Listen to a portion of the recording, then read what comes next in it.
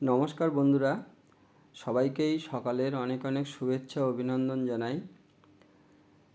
প্রতিদিনের মতো আজকেও আমি আমার ছাদে চলে এসেছি এবং আমার ছাদ বাগানে এই জবা ফুল গাছটা দেখুন, এখানে অনেকগুলো কিন্তু ফুল ফুটে আছে এবং কুঁড়ি অবস্থায় বেশ কয়েকটাও দেখা যাচ্ছে।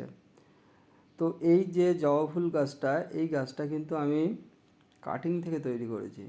আমার ছাদ বাগানে এই প্রজাতির জবার 5টা গাছ আছে এবং প্রত্যেকটা গাছেই কিন্তু প্রচুর পরিমাণে ফুল ধরছে। আমরা কিন্তু সহজেই জবা ফুলের ডাল কাটিং থেকেই কিন্তু চারা তৈরি করতে পারি এবং আমার প্রত্যেকটা চারাই কিন্তু কাটিং থেকে তৈরি করা। এই গাছটা আমি আমার এক প্রতিবেশীর বাড়ি থেকে নিয়ে এসেছিলাম একটা ডাল।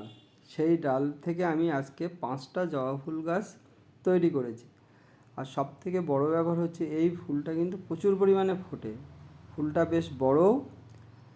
এটা হচ্ছে আরেকটা জবা গাছ, কিছুদিন আগে ঝড়ে মাটির টব পড়ে ফেটে যায়। এই গাছটাকে আমি আরেকটা প্লাস্টিকের জারে পুনঃস্থাপন করেছি।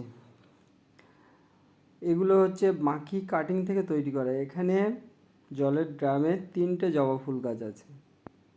এখানে দেখুন পাশাপাশি 3টে গাছেই কিন্তু বেশ ঝোপালো, প্রচুর শাখা ছেড়েছে আর প্রত্যেকটা কিন্তু আমি প্লাস্টিকের জারে দিয়েছি। ঝড়ে অনেক সময় মাটির টবগুলো পড়ে যাচ্ছে স্ট্যান্ড থেকে, তার ফলে টবগুলো ভেঙে যাচ্ছে, এতে ক্ষতিও হয়ে যাচ্ছে। মাটির টব এভাবে প্রচুর ভেঙেছে, এই জন্য আমি প্লাস্টিকের জারে উপরে এবং 2 সাইডে টবের নিচে ছিদ্র করে সঠিক ড্রেনেজ সিস্টেম করে প্লাস্টিকের জারে ফুল গাছগুলো পুনরায় প্রতিস্থাপন করছি। আর এই প্লাস্টিকের জারের লঞ্জিভিটি কিন্তু অনেক বেশি। দেখুন এখানে অনেকগুলো কুঁড়ি ধরে আছে আর জবাও ধরেছে। গাছগুলো কিন্তু বুশি টাইপের, বেশ ঝোপালো হয়ে গেছে। এবার গাছগুলোকে বর্ষার পরই কিন্তু মিশ্র জৈব সার দিয়ে দেবো। প্রতি 15 দিন অন্তর অন্তর একটা ফাঙ্গিসাইড, এক্ষেত্রে আমি সাব ফাঙ্গিসাইড স্প্রে করি আর পেস্টিসাইড হিসাবে নিম তেল স্প্রে করি। জবা গাছে কিন্তু খুব পোকার উপদ্রব হয়, এই জন্যে মাসে কমপক্ষে 2বার ফাঙ্গিসাইড ও পেস্টিসাইড অল্টারনেটিভ হিসাবে ব্যবহার করতে হবে। এটা কিন্তু আরেকটা প্রজাতির জবাটা বেশ ছোট, মানে দেশি প্রজাতির জবা।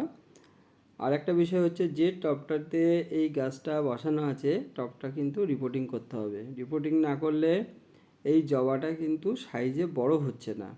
দেখুন আমি দেখানোর চেষ্টা করছি, গাছের গোড়ায় কিন্তু সারের পরিমাণ অনেকটাই কমে গেছে।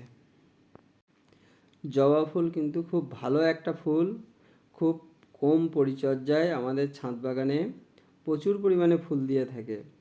আর যারা নিত্য পূজা দেয় তাদের ক্ষেত্রে কিন্তু এই জবা ফুল খুব কাজে লাগে।